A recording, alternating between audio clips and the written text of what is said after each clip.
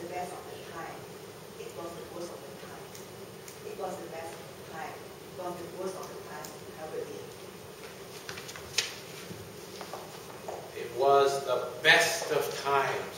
It was the worst of times. Did you know where this comes from?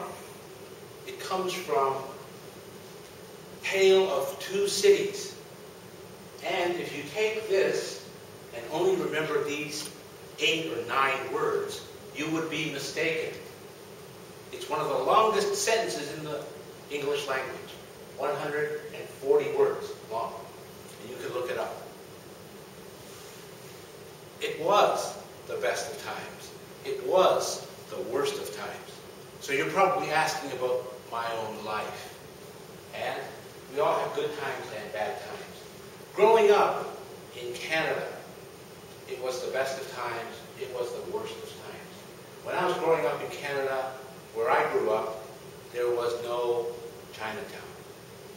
There was no China Street. There was not even a China building. We had a China room. Very small Chinese community. And growing up, I had a very interesting childhood.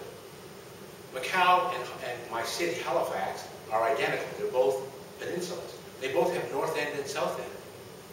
And so in the north end, the poor people live. And in the south end, the rich people live. My father always told the Chinese who moved to Halifax, buy a house in the south end. But it was the best of times because for a Chinese, we could go anywhere. In fact, my friends on Friday night would be the blacks. And I have a party up there in the north end. And on Saturdays, I would be back in the south end with my white friends. So it was a very, very interesting time to live in. I could actually traverse both sides of the color barrier. So it was a very interesting time to grow up. Later in my life, I remembered going to New York and getting lost in Harlem. It was exactly the same. People said, you should never go to Harlem. But I realized I was not black and I was not white. I was in the middle. So for me, I was a welcome guest.